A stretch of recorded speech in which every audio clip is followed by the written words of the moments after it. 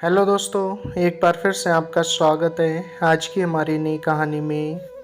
उम्मीद करता हूँ दोस्तों आप सभी ठीक होंगे। आज की कहानी का शीर्षक है बारिश हुई मोर बना। ये कहानी एक प्रेमी जोड़ी के ऊपर दर्शाई गई है। बहुत ही इंटरेस्टिंग और लुभावनी होने वाली है, तो कहानी को लास्ट तक सुनना है। चलिए कहानी स्टार्ट करते हैं। प्राचीन समय की बात है। गेनरू आसाम की गारो जनजाति का मुखिया था।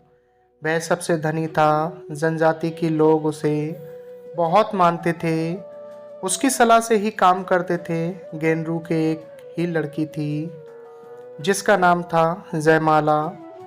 जितनी सुंदर उतनी ही गुणी, नृत्य में तो उससे कोई मुकाबला ही नहीं कर सकता था। कई युवक उससे विवाह करना चाहते थे, पर जयमाला ने अपने प्रेमी से ही विवाह किया। दोनों नृत्य के मुकाबले में मिले थे और तभी विवाह करने का निश्चय किया। गारो जनजाति की रीति अनुसार लड़की ही माता पिता के परिवार का वारिस होती है और विवाह के बाद लड़की का पति लड़की के घर आकर उसके परिवार के साथ रहता है। जयमाला का पति भी जयमाला के घर में आकर रहने लगा। माता पिता बूढ़े होने लगे थे। एक दिन गेनरू ने जयमाला को बुलाकर अपनी सारी संपत्ति, घर, खेती, धन सब कुछ उसे सौंप दिया।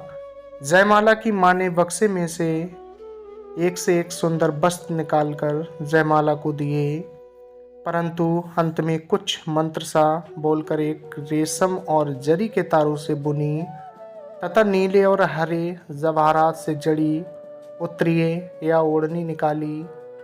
ओ माँ, कितनी सुंदर है ये ओढ़नी। जयमाला उसे ओढ़ने के लिए आगे बढ़ी। रुको, हाथ मत लगाना, ये जादू की ओढ़नी है जो देवी ने मेरी नानी की नानी को दी थी। तब से यह हमारे परिवार में है। इसे संभाल कर रखना और कभी भी मंत्र का उच्चारण किए बिना इसे हाथ मत लगाना, नहीं तो अनर्थ हो जाएगा। और माँ ने जयमाला को मंत्र सिखाया। मंत्र सीखकर जयमाला ने ओढ़नी ओढ़ी। जयमाला पहले से भी सुंदर लगने लगी। कुछ दिन बाद जयमाला के माता पिता का निधन हो गया।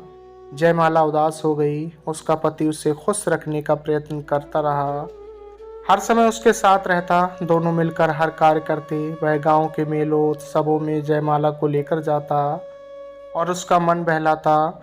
जयमाला और उसके पति ने खेती बाड़ी अच्छी तरह से संभाली। जयमाला माँ की दी हुई जादू की ओढ़नी बहुत संभाल कर रखती। मंत्र पढ़कर उसे केवल खास मौक़ों पर पहनती और धूप दिखाकर फिर से बक्से में रख देती। उस वर्ष सावन और भादों में मूसलाधार वर्षा हुई। कई दिन तक लगातार वर्षा होती रही। एक दिन अच्छी धूप निकली। जयमाला ने घर के कपड़े धूप में सुखाने के लिए डाले।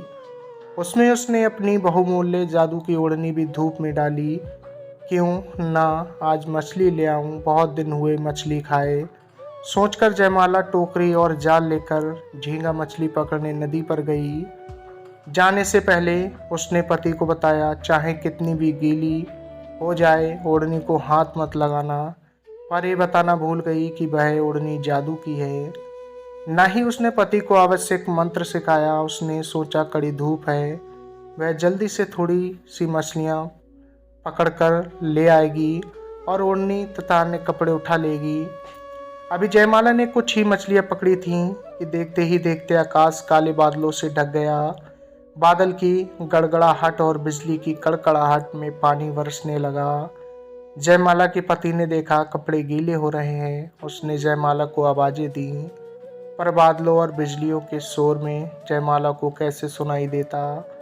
इधर जयमाला जल्दी जल्दी वापस आ रही थी, परंतु इससे पहले कि वह पहुंचती, जयमाला के पति ने सोचा कि इतनी सुंदर ओढ़नी जो जयमाला को बहुत प्यारी है, भीग रही है, खराब हो जाएगी। उसने उसे उठाने के लिए जैसे ही हाथ लगाया, ओढ़नी उसके बदन से चिपक गई। आहिस्ते आहिस्ते उसका शरीर बदलने लगा। अब उसका शरीर पक्षी के शरीर में बदलने लगा। उसके रंग बिरंगे पंख निकलने लगे थे। जयमाला वहां पहुंची। पति के शरीर को पक्षी के शरीर में बदलते देख वह रोने लगी। अपने दुख में वह मंत्र बोलना भूल गई। उसने पति के शरीर से लिपटी ओढ़नी खींचनी चाही। ओढ़नी को हाथ लगाते ही उसका शरीर भी बदलने लगा, पर उसके पक्षी शरीर में पंख कम निकले, क्योंकि ओढ़नी का सारा रेशम तथा नीले हरे जवाहरात पक्षी का शरीर बने पति के पंखों में बदल गए थे। जयमाला के हिस्से में कम या ना के बराबर पंख आए। जो आए वे पति के पंखों जैसे सुंदर और चमकीले नहीं थे। हरे नीले चमकीले पंखों वाला उसका पति बना मोर, और जयमाला बनी कम पंखों वाली मोरनी।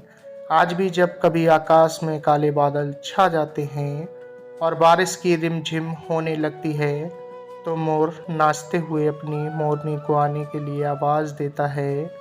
तो दोस्तों, बस इतनी सी थी ये कहानी, जादुई ओढ़नी की। कहानी आपको कैसी लगी कमेंट्स बॉक्स में ज़रूर बताएं।